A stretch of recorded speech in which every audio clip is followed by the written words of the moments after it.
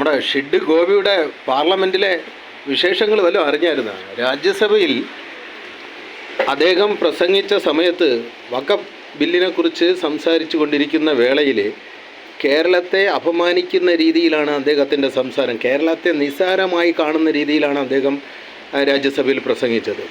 അപ്പോൾ ഒരു കേരളത്തിൽ നിന്ന് കേരളത്തിൻ്റെ ആവശ്യങ്ങൾ നേടിയെടുക്കാൻ വേണ്ടി കേരളത്തിൽ നിന്ന് ജയിപ്പിച്ചു വിട്ട കേന്ദ്രത്തിലേക്ക് പോയ പാർലമെൻറ്റ് അംഗമായിട്ടുള്ള സുരേഷ് ഗോപി, സിനിമാ നടൻ, ഡൽഹിയിൽ പോയിട്ട് കേന്ദ്രത്തിലുള്ള BJP സർക്കാരിൻ്റെ അനുകൂലിക്കുന്ന രീതിയിൽ, കേരളത്തെ അപമാനിക്കുന്ന രീതിയിൽ സംസാരിക്കാൻ അദ്ദേഹത്തിന് ആരാണ് അധികാരം കൊടുത്തത്? ഒരു കേരളത്തിലെ റെപ്രസെൻറ്റേറ്റീവായിട്ട് പോയിട്ട് കേരളത്തിൻ്റെ നോംസിനെതിരായിട്ട്, കേരളത്തിൻ്റെ പൈതൃകത്തിനെതിരായിട്ട്, കേരളത്തിൻ്റെ വികാരത്തിനെതിരായിട്ട് ഈ ഒരു ചീത്ത വാക്കാണ് വരുന്നത്. ഈ ഡേഷിൻ്റെ മോന് സംസാരിക്കാൻ വേണ്ടി ആരാണ് അധികാരം നൽകിയത്? കേരളത്തിൻ്റെ ഉപ്പും ചോറും നിന്ന് ഏകദേശം ഒരു മാസം 1.5 ലക്ഷം രൂപ കേരളത്തിൻ്റെ റിപ്രസെൻറ്റേറ്റീവ് എന്ന നിലയിൽ 1.5 ലക്ഷം രൂപ ശമ്പളവും പിന്നെ ക്യാബിനറ്റ് റാങ്കിൻ്റെ ആനുകൂല്യങ്ങളും വാങ്ങിക്കുന്ന ഒരു പാർലമെൻറ്റ് അംഗമായിട്ടുള്ള കേരളത്തിലെ MP കേരളത്തിനെതിരായിട്ട് പോയി രാജ്യസഭയിൽ സംസാരിക്കാൻ ആരാണ് ഇദ്ദേഹത്തിന് അധികാരം നൽകിയത്? അപ്പോൾ ഇവൻ ഒരു ഡേഷിൻ്റെ മോനാണെന്ന് വീണ്ടും തെളിയിച്ചിരിക്കുകയാണ്. സുരേഷ് ഗോപി ഒരു ഡേഷിൻ്റെ മോനാണെന്ന് വീണ്ടും തെളിയിച്ചിരിക്കുകയാണ്.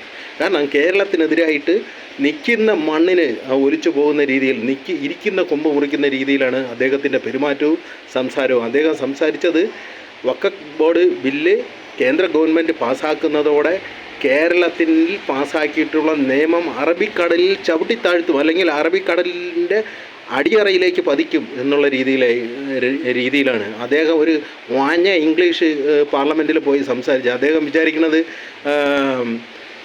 സുരേഷ് ഗോപി ഭയങ്കര ഷിഡ് ഗോപിയാണ്. അവൻ സിനിമയിൽ കാണുന്നത് പോലെ ഡയലോഗൊക്കെ അവിടെ പോയി നിന്ന് 3 ഇംഗ്ലീഷ് വാക്കും കാണാതെ പഠിച്ചു വെച്ചിട്ട് 3 ഇംഗ്ലീഷ് വാക്ക് പറയുമ്പം കേരളത്തിലെ ജനങ്ങൾ അങ്ങ് രോമാഞ്ചം കൊണ്ട് ഓഞ്ഞാളിക്കുമെന്നാണ് സുരേഷ് ഗോപി വിചാരിക്കുന്നത്. അവൻ്റെ അല്പത്തരം അവിടെയും പോയി പാർലമെൻറ്റിൽ കാണിക്കുകയാണ് സുരേഷ് ഗോപി ചെയ്തത്. അപ്പം സുരേഷ് ഗോപി എപ്പോഴും നിൽക്കുന്ന പ്രസ്ഥാനത്തിനും നിൽക്കുന്ന മണ്ണിനും ഇരിക്കുന്ന കൊമ്പിനും എപ്പോഴും വെല്ലുവിളി ഉയർത്തിക്കൊണ്ട് ആരാണോ അവനെ സഹായിക്കുന്നത് അവൻ്റെ നെഞ്ചത്തേക്ക് കയറുന്ന രീതിയിലേക്കുള്ള സുരേഷ് ഗോപിയുടെ പോക്ക് അപകടം പിടിച്ചതാണ്. അത് ആ പ്രസ്ഥാനം മനസ്സിലാക്കണം. അത് ആരാണോ അവനെ സഹായിക്കുന്നത് അവൻ്റെ നെഞ്ചത്ത് തന്നെ അവൻ കയറുമെന്നുള്ളത് വീണ്ടും തെളിയിച്ചിരിക്കുകയാണ്. പാർലമെൻറ്റിൽ പോയി കേരളത്തിൻ്റെ വികാരത്തിനെതിരായിട്ട് കേരളത്തിൽ പാസ്സാക്കിയ ബില്ല് അറബിക്കടലിൽ ചവിട്ടിത്താഴ്ത്തും, അല്ലെങ്കിൽ അറബിക്കടലിൻ്റെ അടിത്തട്ടിലേക്ക് വലിച്ചെറിയും, തള്ളപ്പെടും എന്നുള്ള രീതിയിൽ കേരളത്തിൻ്റെ വികാരത്തിനെതിരായിട്ട്, കേരളത്തിലെ പൊതുജനങ്ങൾക്കെതിരായിട്ട്, കേരളത്തിൽ നിയമസഭയിൽ പാസ്സാക്കിയ കേരളത്തിൻ്റെ ഭരണാധികാരികളെ എല്ലാം വെല്ലുവിളിച്ചുകൊണ്ട്, ആ ബില്ലിനെ പുച്ഛിച്ചുകൊണ്ട്, കേരളത്തെ മുഴുവൻ ജനങ്ങളെയും പുച്ഛിച്ചുകൊണ്ടുള്ള സുരേഷ് ഗോപിയുടെ സംസാരം അപകടം പിടിച്ച രീതിയിലാണ്. അത് ആപത്താണ്. ആ രീതിയിൽ കേരളത്തിലെ ജനങ്ങളും തൃശ്ശൂരിലെ ജനങ്ങളെ ഇപ്പോൾ നാണിക്കുന്നുണ്ടാവും.